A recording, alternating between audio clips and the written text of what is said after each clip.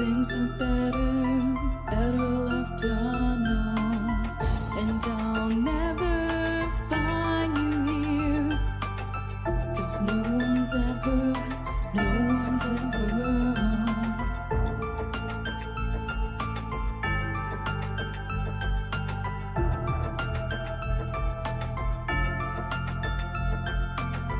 Oh, what a widow, a peaceful spider. When the glass is clean, she's a sneaky hider. Hide the lies and the alibis. Oh, what a sinner. Is it in her?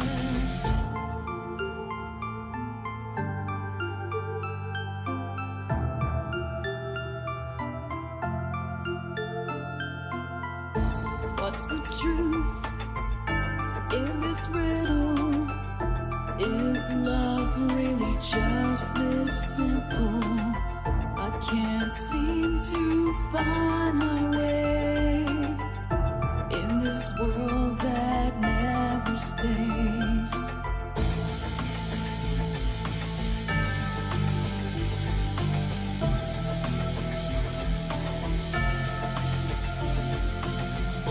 What a widow, a peaceful spider.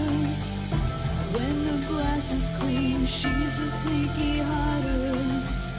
Hide the lies and the alibis. What a sinner, is it in her?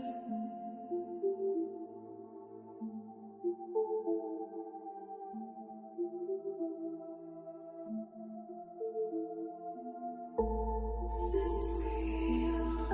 Just illusion? I'm lost in the wonderland of confusion.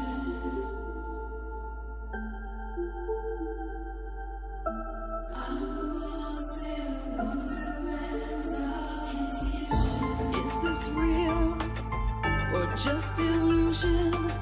Manifestation or a dark delusion? Is this real or just illusion? I'm lost in a wonderland of confusion.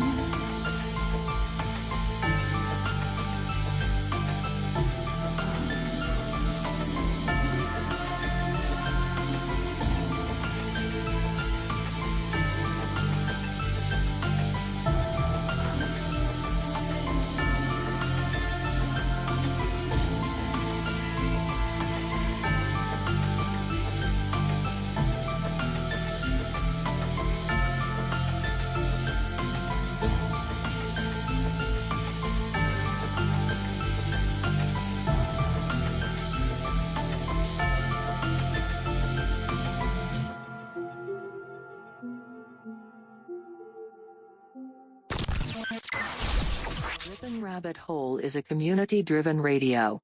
At times the community comments may reveal prejudices and other beliefs that we or our sponsors do not condone. Views or opinions expressed by the community, callers, or guests, are those of the individual speaking and do not represent the views or opinions of this site. Ripon Common Sense content is intended for mature audiences only. Enjoy. Multiverse broadcasting system initiated.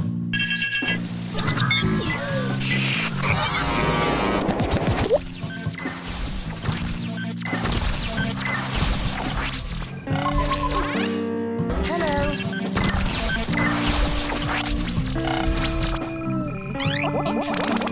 Lasers.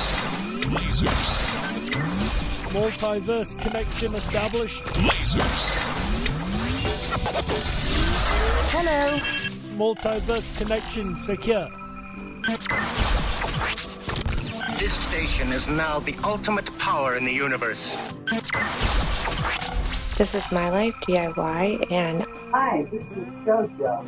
Hi, my name is Ash. Hey everybody, it's AJ the Ripon Rabbit. This is Cynthia Sue Larson. This is your man Meta, aka Propagate This Light. And you're now listening to Dark Wolf's Den.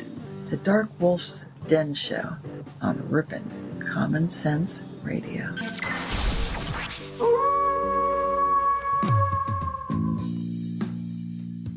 Are ghosts real? We had 1,000 hours of continuous communication with the spirit world. Does time travel actually exist? The laws of physics seem to be compatible with time machines. You know, sometimes I wonder about reincarnation. Don't you? A 4-year-old boy in Adelaide, Australia, has told his parents that he used to be Britain's Princess Diana. What would happen if the world found out that aliens were real? I didn't say disclosure would be easy, but what is the alternative? To establish a space force as the 6th branch of the armed forces. We have so many questions and yet so little time, so to have you here, the pleasure is all mine. Coming to you from a secret cave, hidden deep within the wilderness. This is the Dark Wolf's Den Show. Now, here is your host, Jerry Hicks. That's right, I am Jerry Hicks, also known as the Dark Wolf, and we are broadcasting live across the multiverse from a secret cave hidden deep within the wilderness of Tennessee. That's right, we're ripping through the electromagnetic soup, tearing through the atmosphere, and tunneling away into your radio like a quantum particle. This is the Dark Wolf's Den Show for Wednesday, August 11th, 2021. So whether you're on the edge of reality, the edge of the galaxy, or the edge of your seat, we're glad you chose us to be right there with you. Tonight, ladies and gentlemen, we're going to pick up where we left off in the little hiatus that we took, and we're going to pick back up with the State of Mystery series in the state of Connecticut. We're going to go over a lot of the paranormal case files that have been found within this state, ladies and gentlemen. All that and more coming up here in just a moment on the Dark Wolf's Den Show for Wednesday, August 11th, 2021. But first, today in history.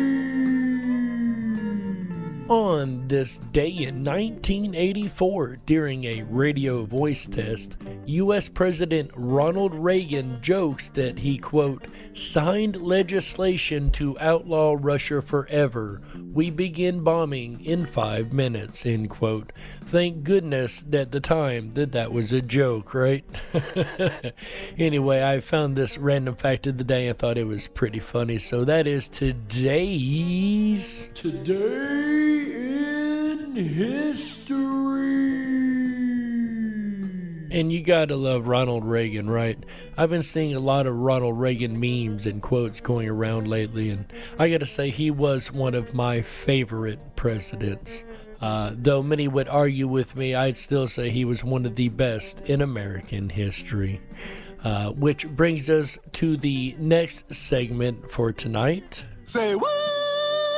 And you guys know, normally this is the section that I would do a quote of the day, but upon looking for the quote of the day for Connecticut today, I ran across something even better for this segment. Check this out, ladies and gentlemen. This is a law in Connecticut. It is against the law to educate dogs in Connecticut. That's right, ladies and gentlemen. No teaching Fido arithmetic, writing, or reading, because that is still against the law there, even though I'm not entirely sure why you would want to try to begin with, even though that would be a pretty neat party trick, right? Still, if you do it in Connecticut, you will be breaking the law. Say what? Anyway, ladies and gentlemen, that is today's segment of Say What? And these laws are getting crazier and more ridiculous by the day, right, ladies and gentlemen? Again, I am Jerry Hicks, also known as the Dark Wolf. Thank you, everybody, that has been giving me such love and support this whole month that I've been off of the air. It has really, really meant a lot to me, guys. We did finally get our equipment here. That was a heck of a journey. I will talk more about my journey probably tomorrow night. But the equipment took about 2 weeks behind me traveling here. There has been a lot of issues with the supply line system as of late. So I get it. There were some issues. I'm not going to name the shipping company on the air that took so long to do it, but I will tell you that it rhymes with cups, if that tells you anything. But they did finally come through and get my stuff shipped across the country. We are back on the air, ladies and gentlemen, back on every Wednesday and Thursday night right here on Ripon, Common Sense Radio Network.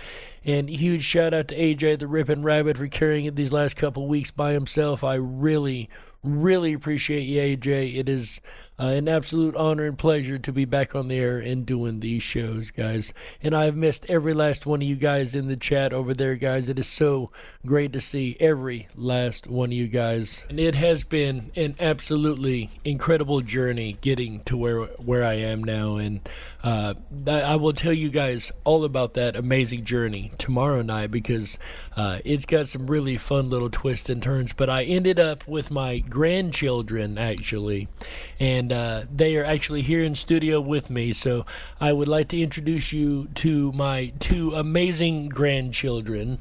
This is the youngest. I'm not going to put his name on the air, but come on up and say hi, Bubby. Hi. Yep, that's my little youngest. Just started kindergarten this year. I'm so proud of him. And then my oldest grandson, he just started, second grade, right? Yeah? Mm-hmm.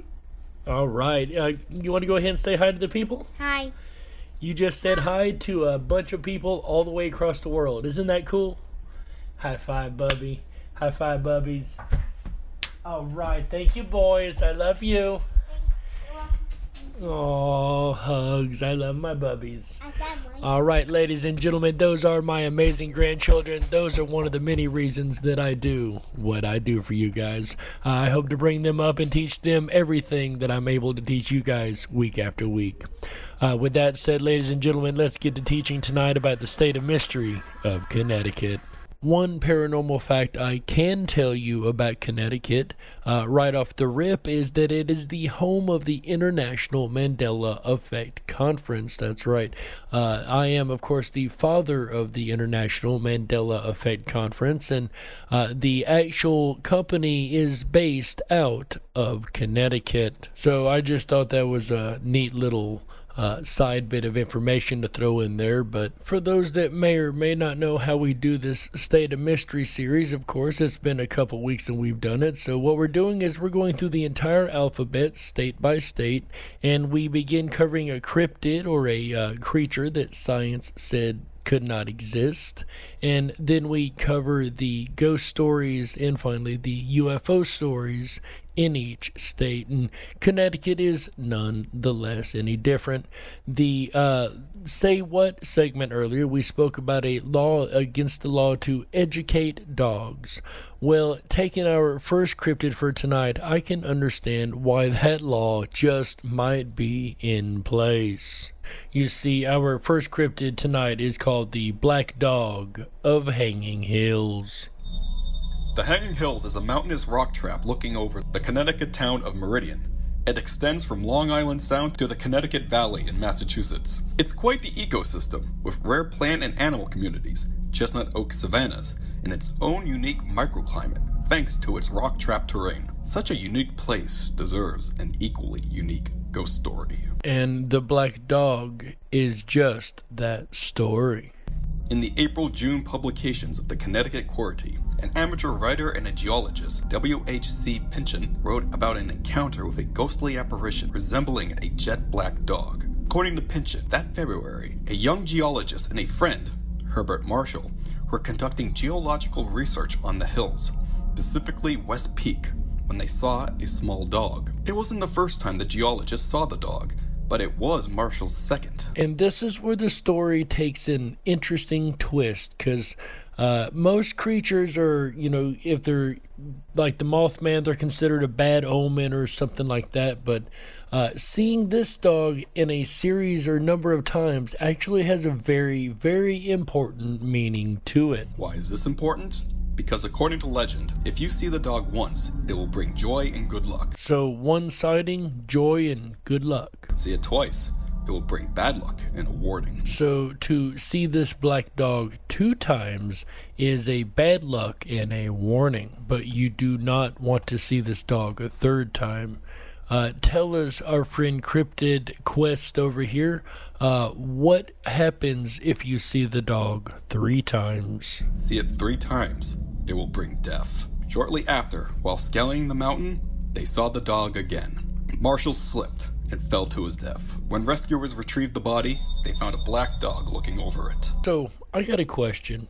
In all seriousness, so this dog is now responsible for the death of this guy because he's now seen the dog 3 times, but the guys that are coming to clean up the scene and collect the body are just seeing it for the first time. So does that mean they get good luck when they leave? I mean, it's the first time they've seen it, right? As sad as the story is, it is intriguing just the same, right? 6 years later, the unnamed geologist went missing. Despite his encounters with the black dog, he continued his research into the hills, risking a 3rd sighting. Weeks later, his body was found at the base of West Peak. He was the 5th person who have died on the hills in a span of 30 years. And of course, that is a rugged terrain, and people die in dangerous situations all the time. But it is claimed that he did see the dog, the black dog, again 3 times. Pynchon's story is the earliest account of the dog in publication, so that might be the case. However, there have been other stories besides Pynchon's. Another story tells of 2 hikers trailing the hills for a weekend. Come nightfall, a storm raged, but one of the hikers decided to scout out the land anyways, while the other stayed inside a rented house. That night, the hiker saw the dog, though it was friendly and playful. The next day, the hiker saw the dog again, but as they did, the unfortunate witness slipped and fell, breaking his leg. The 2 decided not to test their luck and left the hills. Which sounds like an incredibly smart move to me. There's another creature of lore in Connecticut, and this is one that I had never actually heard of, but is very, very intriguing as a cryptid researcher. This one is named the Glowacus. But yes, in this case, it has to do with another creature, another fantastical creature found somewhere out there in the U.S. In this case, it was in the dawn of World War II, and then also apparently very recently, back in 2015. Has a very unique name, just like all the other lumberjack tales. In this case, it's known as the Glowacus, and I'll explain a little bit what that name specifically means. So let's go ahead and let's talk about all the fascinating info associated with the Glowacus. So what is this creature? What is this lumberjack cryptid? Well, yet again, it's a creature that was found during the early 19th, maybe 20th century here in North America. Unlike some of the other creatures, though, that I've talked about in the past, where they go back into the old frontier days, this one, though, at the earliest was in the pre-World War II era. In fact, it was probably around 1939 that it was its first, at least, recorded entrance. That doesn't mean that it had, that was it, there weren't any earlier ones. No, there probably was a lot of other ones, but this one has just happened to be the very first recorded one. And as we know, a lot of paranormal experiences, as well as other things in this world, get very underreported, as we know, and some not even reported at all, because in the case of the paranormal, a lot of people would laugh at you and ridicule you in any generation, it seems. So even if you did see something out of place, you were less likely to say something about it. However, the one that didn't until the 30s, and perhaps it didn't show up until the 30s. I mean, that's always a possibility, right? But what does it look like? What kind of creature are we dealing with here? And let's go ahead first, and we'll talk about its physical characteristics. So much like with all the other lumberjack tales, this one is out there. It seems to be a creature that is a cross, a mishmash between a bear, a panther, and a lion. That's right. All those 3 creatures all in one somehow is this cryptid. Who knows how that happened? Who knows how it originated? Was it evolution? Was it something else? But at least according to eyewitness reports, multiple of them in fact, and some of them even reported, not just on a newspaper, but also on radio, that's how they described here. In fact, in a minute, I'll go into a complete detailed story regarding an encounter. But that's how it looks like. Imagine something involving a bear, a panther, and a lion. It seems like not all of them are dominating the other. Instead, it's just like a perfect mixture of these creatures, and that's what you have. I don't know. I'm kind of torn on that one because, as much as I'd love to point at government lab and say, that's a government experiment gone wrong, we do have things in this world like the duck-billed platypus, so that's not too far of a stretch of the imagination to think it could be a natural creature either, right? So go ahead and put a 1 in the chat room there if you think it's a natural evolution like the duck-billed platypus or other crazy-looking creatures like that. Or go ahead and put a 2 in the chat room if you think it's a man-made experiment out of a lab that has escaped like other experiments that we know of that have escaped from labs recently. But let me know what you guys think over there in the comment section real quick on the YouTube chats. The Glaucus also has another different name known as the northern devil cat, and if you wanted to find its locations, you can go here. You can go to Glastonbury, Connecticut, which seems to be one location. You can also go to Loveland, Colorado, and then those of you in Fort Collins, Colorado, also have a chance of running into this creature. So how about that? 3 locations in one when it comes to this cryptid. And of course, we covered Colorado, interestingly enough, just last week. Another incredibly interesting fact about this cryptid is that it has a very distinct sound. And then if you wanted to at least hear this creature rather than see it, a good chance will be this. If you happen to hear a screech, a far off screech somewhere out there in the distance, who knows how far away in the forests, and it sounds like what's considered the cackle of a hyena, then you're coming across this Glaucus. So if you ever happen to be out there, maybe hunting, doing some kind of hunting, or maybe just enjoying the forest on your own or with family, and you hear that, then that's when you know that this creature is around. One last thing too about its characteristics, this creature is blind. Apparently it has no vision, but it makes up for it with a very, very strong sense of smell, and then also some kind of bat radar, if you will, when it comes to sound waves. So this creature is able to use whatever it has in terms of that radar or whatever it has in terms of those sound waves to create a mental picture, and then that's how it's able to find its prey or to find its surroundings. And once again, we know of many creatures that use echolocation from bats to dolphins, so that's again not out of the realm of possibility. One last thing too about its characteristics more on the mystical side. If you run into this creature, you can best try to avoid looking at its eyes, because if you do so, it apparently has some kind of hypnotic feature, enough so that it can wipe the memory of anyone it lays its eyes upon. Who knows how that happens, but then again, that all has to do with the fantastical nature of these cryptids, of these lumberjack cryptids, and how that happens. So maybe it's just something else, something entirely different, something natural, but we just happen to see it more on the mystical side. But that's one of the other characteristics of this Glaucus. And definitely not a normal characteristic that we find for cryptids. Now, as far as its name and why it has that name, it has to do with this.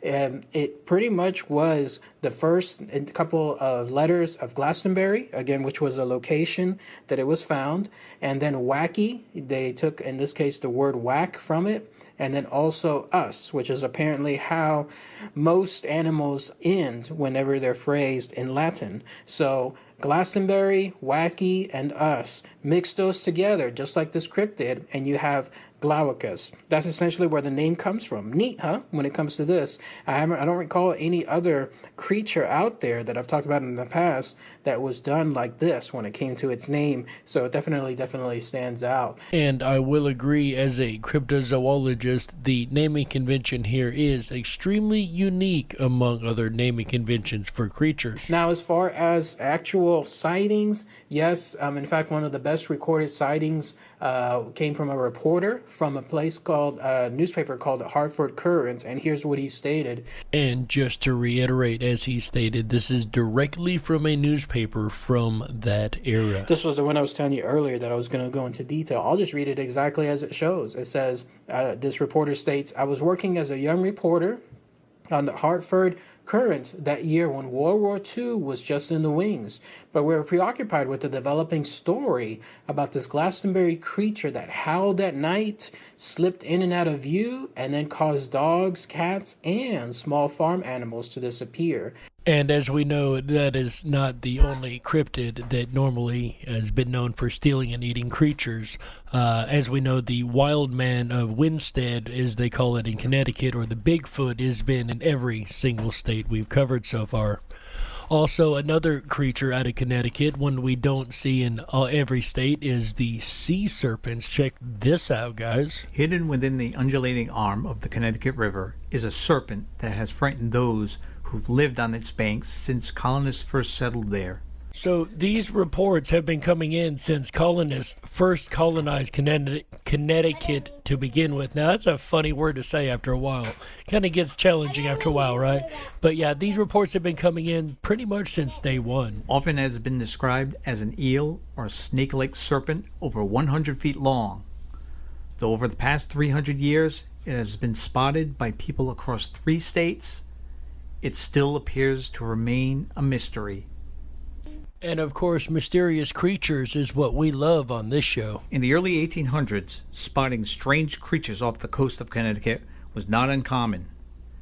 Sailors would return to port with tales of ghastly leviathans they encountered in their travels. The most peculiar of these stories frequently surfaced in the local publications. So once again, we have a lot of newspaper reports about these things. One that crossed the pages of the New York Times and Scientific American was not reported by sailors at sea, but by people deep in the heart of Connecticut. And it's one thing for sailors to come in reporting sea monsters. That actually happened quite a bit, as we know. But when you have townsfolk reporting sea monsters, well, that's where the stories start to get really interesting, right? This beast appeared to make its home in the Connecticut River. The first sighting of this monster was in Middletown, Connecticut, and recorded by the New York Times on September 8, 1886. According to the article, Colonel Stocking and Silas Sage witnessed the creature while in a little skiff off of Cromwell, Connecticut. While crossing the river around 6 a.m., they were suddenly struck by something underwater, and the skiff was tossed into the air. As they came crashing back onto the surface of the river, the 2 men were tossed out of their seats. Fortunately, both landed on the floor of their tiny boat. Sounds like it's lucky for these guys that the boat stayed together at all, right? As the 2 terrified men reluctantly peered over the side of the boat, they saw the water begin to froth and were greeted by a big black head rising from the water. The creature's head stood 10 feet above the water, with eyes as big as small plates, and a body that appeared to be over 100 feet long. Wasting no time, Colonel Stocking and Silas Sage raced for the nearest shore. Once safely on land, they turned to see the beast again, but it had vanished. Word spread quickly about the colonel's deadly encounter with this titan. Soon others began to join them along the shoreline, spying the river's surface for another peek at the behemoth. The crowd's patience was rewarded when the creature's head broke the surface once again, this time over 15 feet above the water. Those who doubted the veracity of Colonel Stocking's story were now amazed to witness the 100-foot serpent he had brushed shoulders with only moments before. So there were actually a number of witnesses besides just the good captain. For quite a while after, sailors navigated the river with caution, and hunting parties patrolled its length in the hopes of killing the monster. Eventually, the town of Cromwell gave up on the monster. Though the people's fear of the monster vanished, the memory of the brief encounter they had with it was always lurking in the back of their minds. The Connecticut River monster was not mentioned again until 1894, when an article concerning a sighting by Austin Rice appeared in the Boston Herald. This story got the public's attention and was soon reprinted in the May issue of Scientific American and the Sioux Valley News in Iowa. Austin Rice was a farmer from East Deerfield, Massachusetts. In the 50 years Austin and his wife Clarissa lived along the banks of the Connecticut River, he had never seen anything particularly interesting. In the spring of 1894, that would change. While near a bridge that crossed the river, he heard a grunt, followed by a splash. I looked into the river and no more than 25 feet away, I saw a big snake, claimed Austin. Its head was out of the water, and its body raised some 6 or 7 feet. At the neck, the snake was about as large as an ordinary man's leg at the thigh, and the body was as large as an ordinary stovepipe.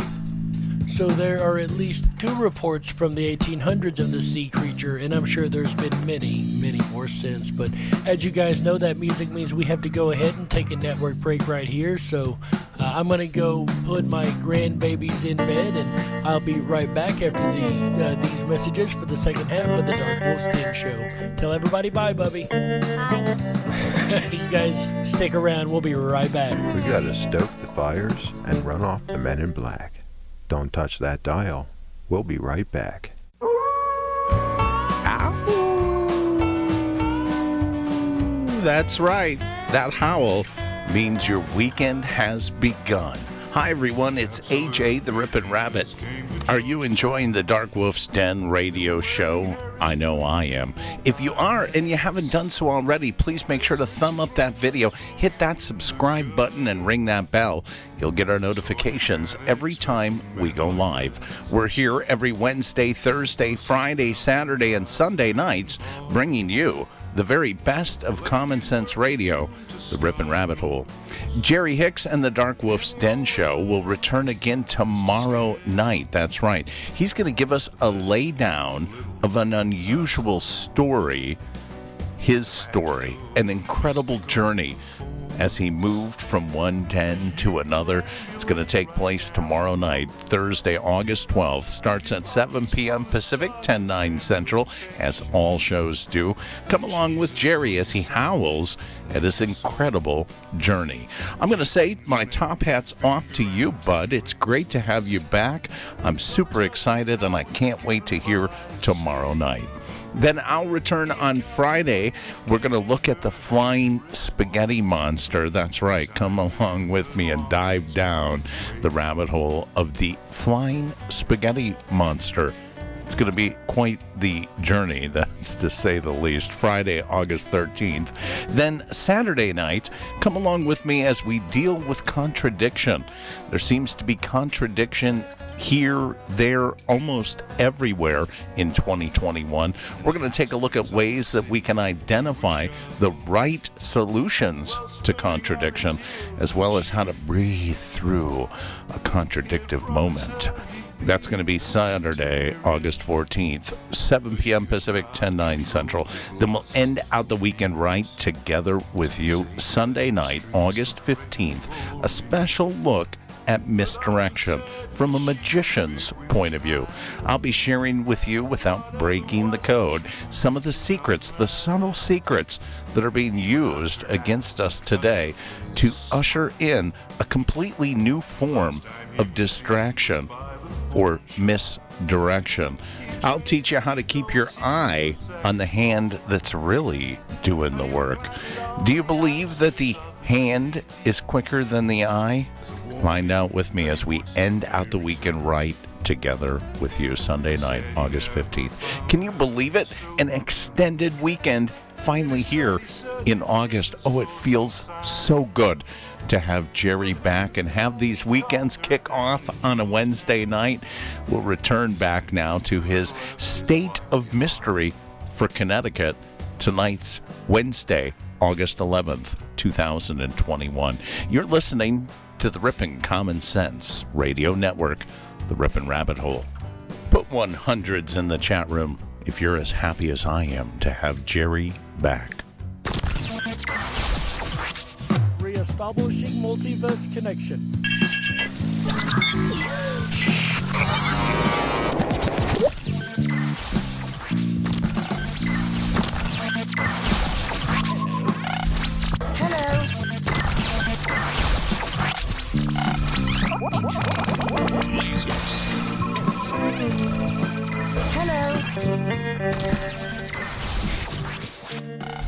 Connection reestablished and secure. This is My Life DIY, and Hi, this is JoJo. Hi, my name is Oz. Hey, everybody. It's AJ, the Ripon Rabbit. This is Cynthia Sue Larson. This is your man Meta, aka Propagate This Light. And you're now listening to Dark Wolf's Den. The Dark Wolf's Den Show on Ripon Common Sense Radio. If you were meant to be controlled, you would have come with a remote, but you didn't. And that's why you listen to the Dark Wolf's Den Show. Now, here is your host, Jerry Hicks. That's right, I am Jerry Hicks, also known as the Dark Wolf, and welcome back to the second half of the Dark Wolf's Den Show for Wednesday, August 11th, 2021. So whether you're on the edge of reality, the edge of the galaxy, or the edge of your seat, we're glad you chose us to be right there with you. Tonight, ladies and gentlemen, if you're just joining us, we are going over the State of Mystery series, and tonight's state is, of course, the state of Connecticut. That's right. And in the first half, we talked about all the cryptids of Connecticut, at least all the ones that I could find anyway. I'm sure there's quite a few that I missed. We don't have a whole lot of UFO crazy reports coming out of Connecticut this time, but we do have a load of ghost stories. Fairfield Hills Hospital. Fairfield Hills Hospital in Newton opened its doors in 1931 and is surrounded by the sort of spooky legends that make it perfect for starting off this countdown. During its early stint as a psychiatric hospital, it was known for abusing and neglecting patients, and staff and patient numbers steadily declined until it closed for good in 1995. And we all know the trauma found within a lot of these psychiatric wards, especially back in the older days, is prime territory for hauntings. Those brave enough to explore these old halls, especially at night, report odd sounds coming from empty rooms, doors opening and closing on their own, and extreme cold spots. The most commonly seen apparition on site is the white, misty form of a woman who appears to those who are scared, though others have reported ghostly doctors and malnourished-looking patients stalking the grounds from time to time. And again, with all the trauma going on in a psychiatric ward, this is not a surprise. What is surprising is the amount of doctors and nurses that we find in these stories. That does intrigue me a little bit. Union Cemetery. Union Cemetery in Easton dates back to the 1700s and is rumored to be one of the most haunted cemeteries in the country. It gained so much notoriety for its hauntings that it caught the attention of well-known paranormal researchers Ed and Lorraine Warren, who even wrote a book about it, titled simply Graveyard. Visitors and staff have reported a wide range of happenings on site, including orbs in photographs, strange mists on clear nights, and issues with electronics and starting vehicles while trying to leave. The most famous ghost here is that of the White Lady, a ghostly woman in a glowing white gown. She's been sighted numerous times in and nearby the cemetery along Stepney Road, with several witnesses even reporting hitting her with their car. More disturbingly, a pair of red glowing eyes have been sighted peering through the darkness at any who enter at night. The red eyes sound a little bit demonic, but aside from that, there's a lot of white lady stories that I've seen, case files that I've seen. I wonder if it isn't a sign or a symbol in the spirit world, the white lady, maybe a karmic sign, I'm not sure, but it's interesting that these show up in so very many cases. The Palace and Majestic Theaters. The Palace and Majestic Theaters in Bridgeport were built in 1922 and later abandoned in the 1970s.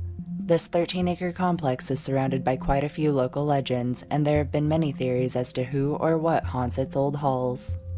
Native American artifacts were discovered during construction, and throughout the years there have been several murders and other violent crimes on the premises. Those brave enough to explore after dark have reported strange hammering sounds, shadows twisting and moving, and the sound of a ghostly crowd long forgotten. You know, that is one thing that has always intrigued me about these ghost case files is the random noises. I was discussing this with somebody the other day. The random noises that occur and there's no reason that they should be occurring. You go and there's no physical movement, nothing has happened, yet you find these sounds coming from what seems to be absolutely nothing. The infamous gangster Dutch Schultz, a bootlegger during the Prohibition, is believed to have murdered 2 individuals on the 2nd floor. Several have rounded corners to find the ghostly mobster in the act of silencing his final victims, even prompting several to call the police, who show up to find the building completely empty. Now, that particular case reminds me of the stone tape theory because we know the gangster didn't get killed in that particular incident. Number 7, the Old Remington Arms Munitions Factory. The Old Remington Arms Munitions Factory in Bridgeport was originally built in 1867 and later expanded in 1915 into what it is today. After multiple accidents and a fire that killed and injured several employees, the company moved locations, eventually abandoning the old warehouse in 1988. Those brave enough to visit this historic factory have reported phantom voices yelling through the empty building, sounds of the factory still in operation at night, cold spots, and shadowy apparitions that stalk any who cross their paths. Various full-bodied apparitions have also been reported, namely men in old-timey uniforms attending their daily tasks from life. It's rumored that something more sinister may lurk in the darkest parts of the old building, and many claim to feel this presence consistently watching. And once again, we have this case of noises coming from basically nowhere with no physical objects to make these noises at all. The Harriet Beecher Stowe House. The Harriet Beecher Stowe House in Hartford was originally built in 1871 with the Stowe family moving in 2 years later in 1873. They lived here for 23 years until their passing, and it's believed their souls remain. Harriet has often been seen in the parlor and is believed to be responsible for shades opening and closing on their own, disembodied footsteps, and what appears to be a ghostly candle floating through the air. Calvin Ellis Stowe, her husband, has also been sighted through the halls and in the bedrooms. He appears as a misty apparition in the shape of a tall man with a beard. Though imposing in size, all who have encountered him claim they felt calm, as if he was welcoming them. Now, I would like to point that particular part out, that they always felt calm, like a warming spirit, a welcoming spirit, because that is not always the case files that we get here. Also reported throughout the house are high EMF levels, orbs in photographs, and EVPs of a man's voice believed to be Calvin himself. I love that not only has it been suggested that there's a case here, but they've actually found EVP information to back up this haunting. The Guntown Cemetery. The Guntown Cemetery in Naugatuck was established in 1790 and is the final resting place for many supporters of independence from Britain during the Revolutionary War. Those brave enough to visit these foul grounds after dark report a wide range of supernatural happenings, including the ghostly laughter of children, music that fills the cemetery, orbs, strange mists, and apparitions that appear in photographs.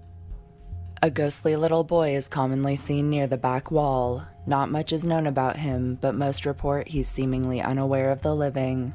It's things like that that make me wonder if ghost sightings aren't actually viewing into some type of other dimension. The New London Ledge Light. The New London Ledge Light in New London was built in 1909 and is believed to be haunted by a former caretaker named Ernie. Legend says that he jumped from the tower after his wife left him for another man. Hauntings began shortly after his death, with many reporting blankets flying from the beds, loud knocking sounds, and cups floating from the shelves as if invisible hands are holding them. On several occasions, boats have been untied from the dock on their own, leaving the owners stranded. Others have reported TVs turning on and off, the sound of a foghorn going off randomly in the night, and a tall apparition in a raincoat and hat, believed to be Ernie. At the hotel that I used to work at, we had a TV in the breakfast room that used to change channels if it did not like what was on the TV at the time. The breakfast room that I am absolutely sure was haunted nonetheless. The Sterling Opera House. The Sterling Opera House in Derby was built in 1889 and housed many notable performances before it closed down in 1945.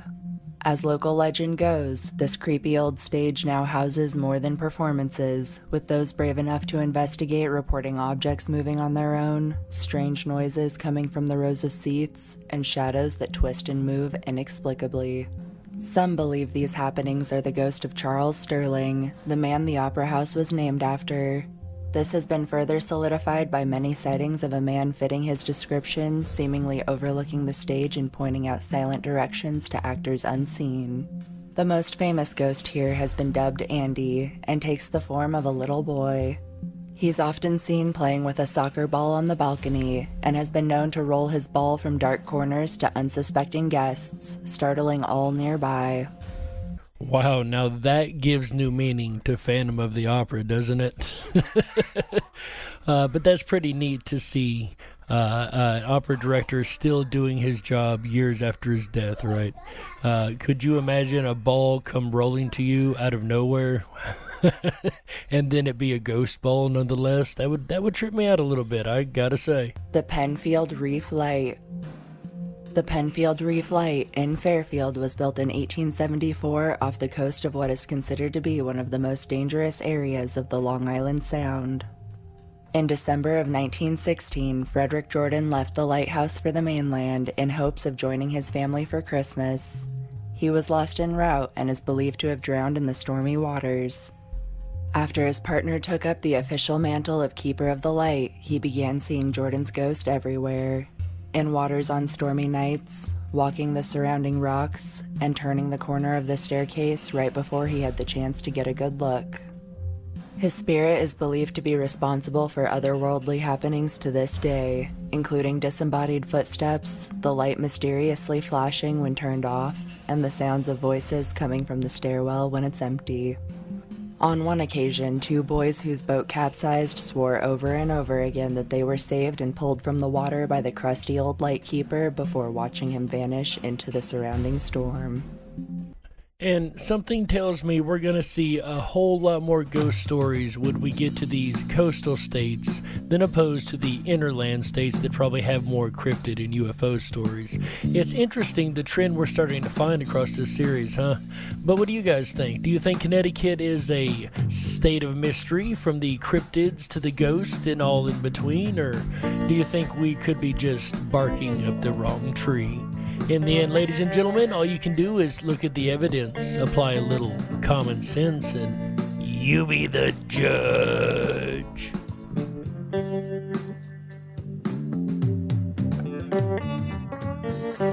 We got to close it out. That's right, that's it for this episode of the Dark Wolf's Den Show for Wednesday, August 11th, 2021. So whether you're on the edge of reality, the edge of the galaxy, or the edge of your seat, we're glad you chose us to be right there with you.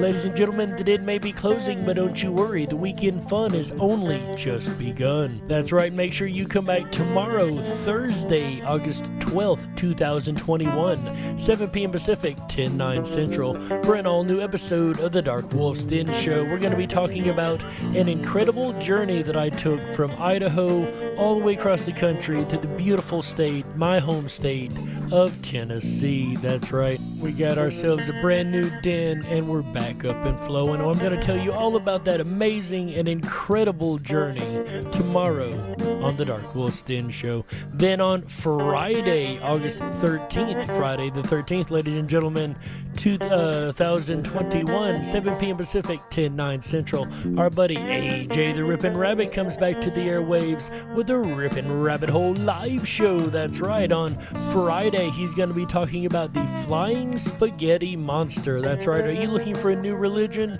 If so, this might be one you should check out.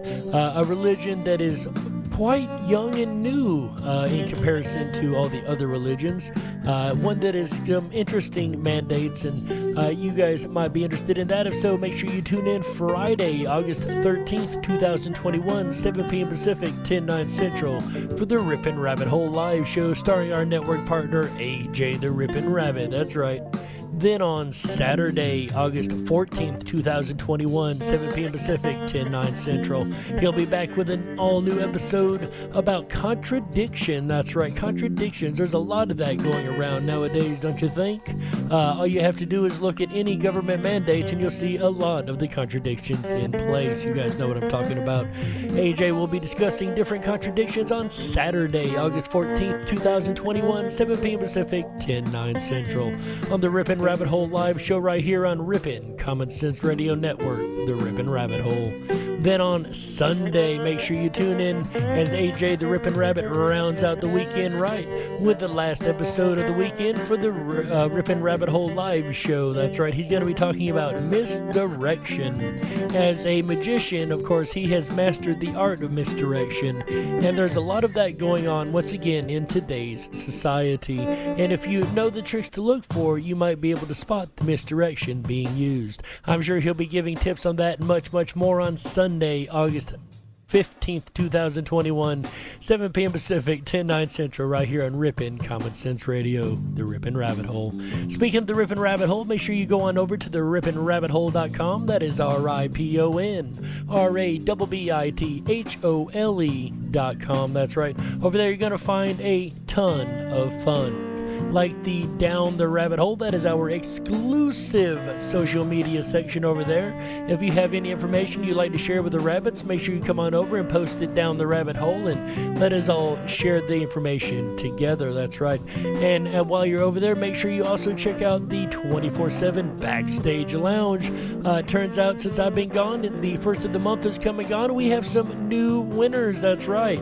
The Tuesday night video champion was Miss Sandy B, 2-time champion. She lost the belt to none other than yours truly, Jerry the Dark Wolf. That's right, I do hold the championship belt now for the Tuesday night videos. Also, there was the Beat Eugene show, guys. Go ahead and check that out also, with Sandy B, Earth Daughter, and Eric the Fred, I think he went by.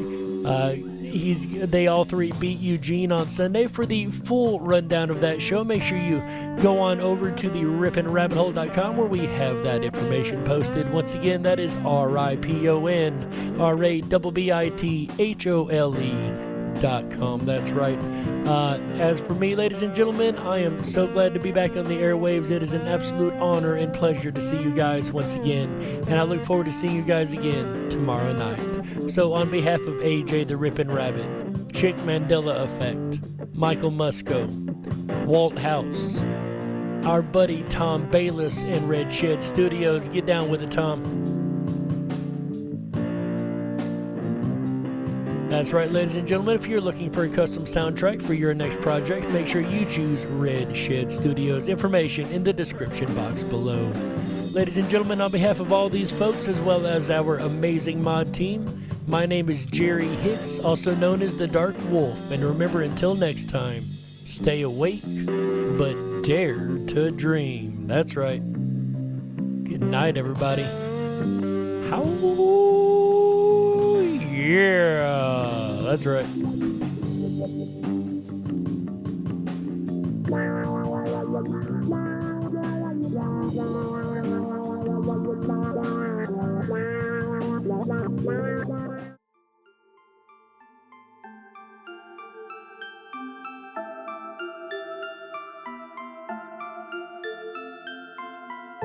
Unlocked and into the dark.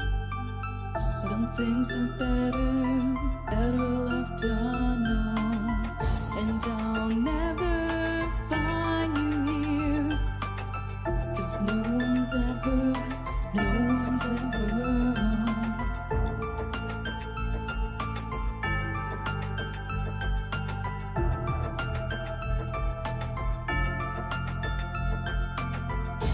What a widow, a peaceful spider.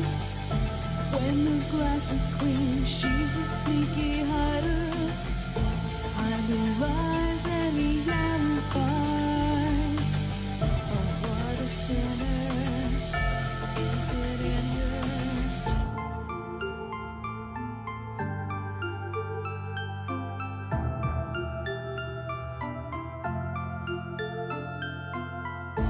What's the truth in this riddle? Is love really just this simple? I can't seem to find my way in this world that never stays.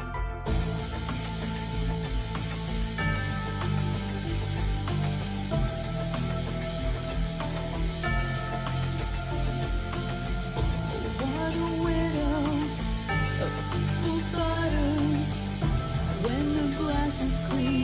she's a sneaky hider. Hide the lies and the alibis. What a sinner is it in her?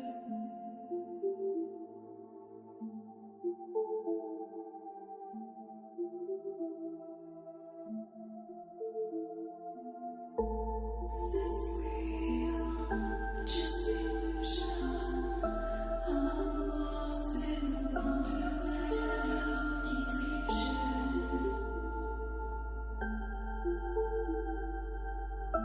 I'm lost in the wonderland of confusion. Is this real or just illusion?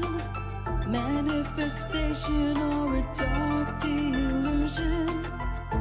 Is this real or just illusion?